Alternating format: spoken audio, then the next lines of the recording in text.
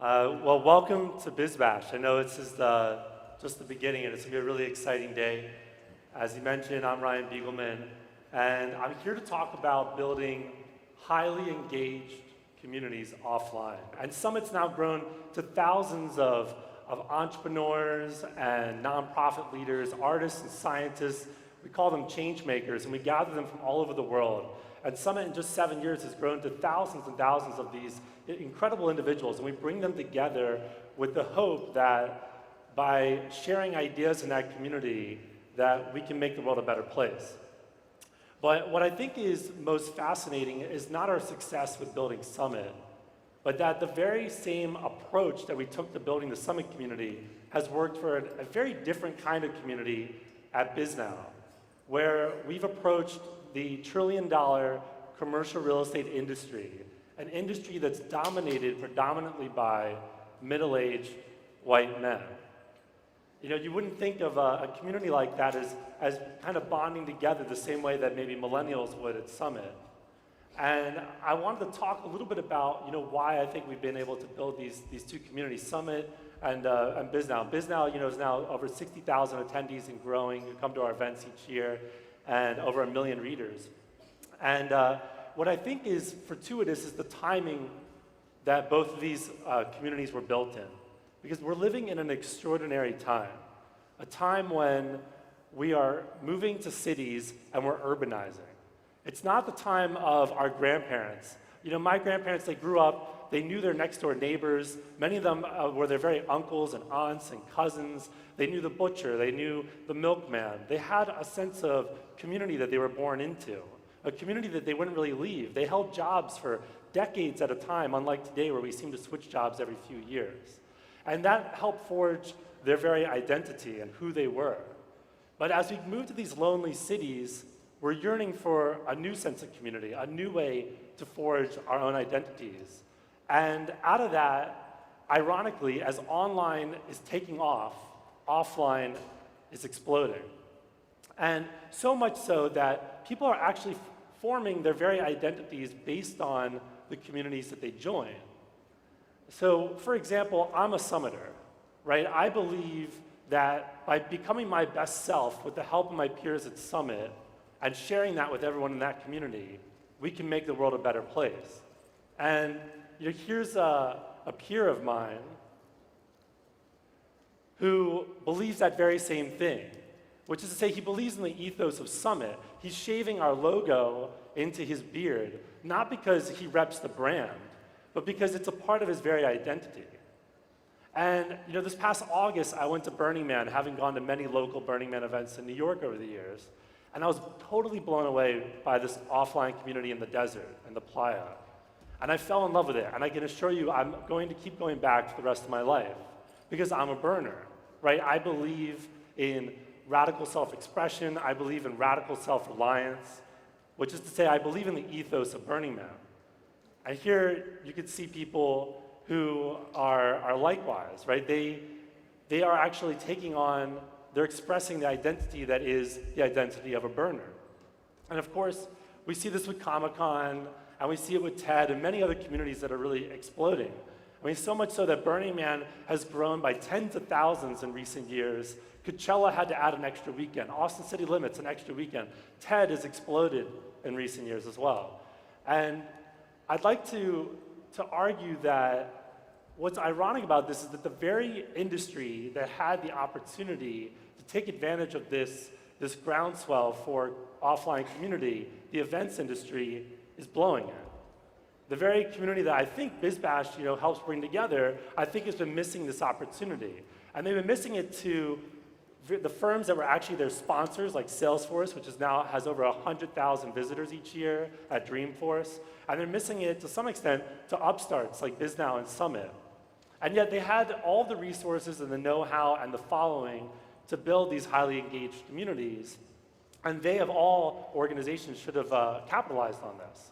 And I'm going to argue that in order to build these kinds of communities, all we really need is just one thing that I think we're missing when we do our 50th annual Same Old Tired event that we did last year, and that is empathy. And what do I mean by empathy? I'm talking about understanding our audience, understanding our community, and then reverse engineering what it is that they're yearning for and giving it to them. And I'll give you a quick minor example that looks minor, but it's actually pretty important. And that is name badges. How many of you have had the following experience? You walk into an event, maybe it's a cocktail reception, someone approaches you, they put out their hand to shake your hand, you extend yours, and your mortified eyes search for the name badge because they know your name and you don't know theirs. And you're searching around, searching around, searching around, and all you can see quickly out of the edge of your eye is that their name badge is probably hanging somewhere around here, around their belly. Has anyone had this kind of mortified experience where you didn't know someone's name and they came up to you? Show of hands.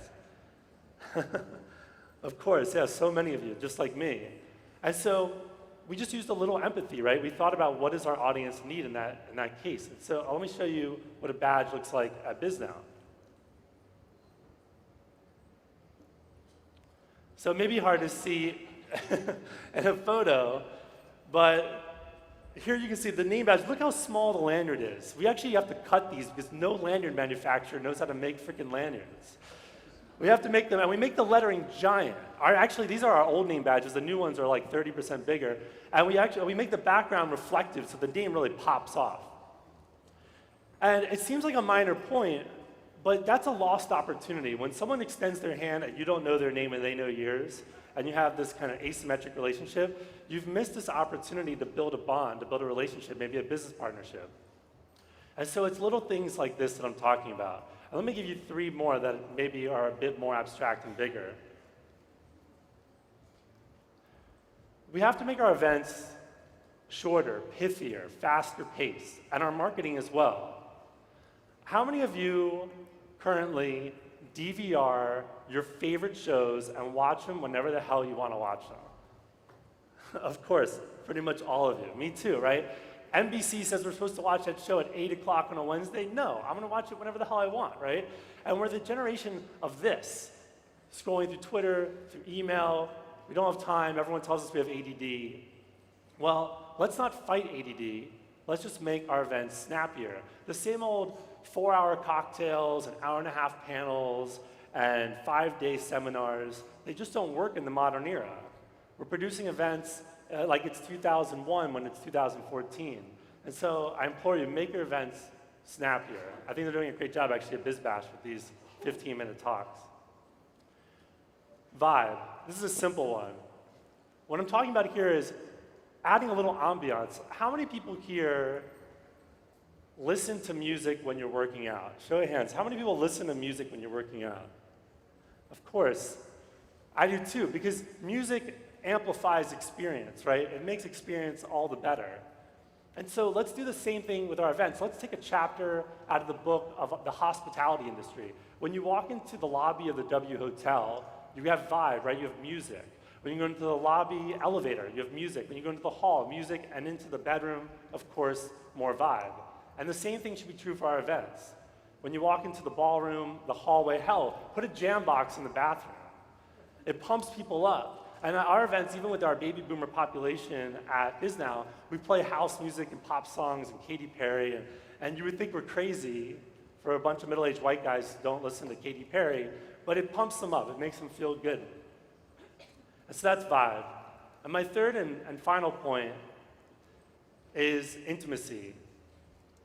We want to make our events feel a little bit more intimate. I'll tell you a quick story about this, talking about being empathetic. So we built a new venue at Summit a couple years back. It's in Utah, where we've been developing our own venue there. And in the basement of a house, we built our first ever music venue at Summit. And I decided, you know what, I should listen to my own advice. I should go experience what it's like to be an attendee in this new venue. So I went up to the front row. We had a singer-songwriter, great performer, and I sat down. We had a little rug on the ground, and I sat down on the rug, and there I was with a bunch of people listening to the singer-songwriter. About 20 minutes in, I look around, and I see people are actually embracing one another. There's someone who's on the verge of tears. You could pretty much reach out and touch the artist. This group of people was having an emotional charge, right? They're having dopamine go off. And so I stood up and I walked back to the first row of seating. We had some couches here. And here I found people very much engaged, very comfortable, really enjoying themselves, first row of real seating, but they're definitely not having that kind of emotional charge that the people sitting Indian style on the ground are having. And so I stepped back a little more to the first row standing room, 4 or 5 rows back, and here I found people actually checking their texts, their tweets here and there while they're listening to the music. And so I stepped back a few more rows, and here people were whispering, and a few more rows, people were actually speaking in their normal tone, they were networking. And this whole venue is only 60 feet deep. I mean, it's much smaller than your normal ballroom. And yet you can see what happens as people get further and further away from the action. They become less and less engaged. And so with that in mind, I implore you, build your events theater in the round. Take a note from Cirque du Soleil, right? They get everyone close to the action. The people at SeaWorld who get splashed, they're the ones who come back. They're the ones who love that event. They're not going to miss it again. They're going to rave about it on Twitter. The people who are at Blue Man Group and are wearing the goggles and they're covered in plastic because they're getting hit with paint, these are the people who are really having an incredible experience. And so I would say, pack your people in. You could even seat them on the floor on beanbags. If you're going to use chairs, just get them close to the stage, get them close to the action. And so that's a little note about intimacy. And I wasn't planning to talk about this, but my one last point is this morning I got an email from a trade association that's been trying to get me to join or get our company to join. And they were nice enough to have a journalist call me and do a short interview about a new website we launched. And so anyway, I did the interview, and this morning I get an email from the marketing and sales department saying, hey Ryan, by the way, we can't actually publish the interview because we only publish interviews for members. And so we'd like you to join, of course, and then we'll publish the interview, right? We have to give. You don't build relationships like this. It's in this era, if we're going to build an engaged community, it's about give, give, give, give. And then when you want to take, make a big ask. It's okay. You can make an honest ask because you've built a relationship. I think about my Italian grandmother. When I would have a friend over for dinner, and I would surprise her that I brought someone she didn't expect, she didn't say, hey, can you come help do the prep work and put in your 2 cents before I feed you? No, she said, please sit down. Oh my gosh, I want to stuff your face with as much food as possible. And she would stuff you with love and wine and food, and after you had finally reached your content, she'd probably push you a little bit further. But then she'd say, okay, now can you scrub the dishes for me? And of course, right, you want to come back and have more delicious love from grandma, so you're going to do this. But all too often I see us building these trade organizations, these events, and we're not giving enough. We should be putting out free content, do that free seminar, give away a free cocktail, and then when you have a big ask to sell a ticket to your event or ask a sponsor to engage, make that big ask. And so I'm going to end with this, and that is I was asked to come here to explain the how. How did BizNow become successful? How did Summit grow to its size? And I think more importantly, perhaps, is the why. Why should any of us in this room give a shit about building our next event, right? Why should we care? And I'd like to say that I think we should care because we're living in this really unique time where society actually needs us more than ever. Society's kind of knocking on the door. They're looking for new kinds of offline communities. And yet, I think we're kind of blowing it in the events industry at times and missing this opportunity. But I think if we just employ just one thing, we can pull it off, and that is empathy. Thank you very much.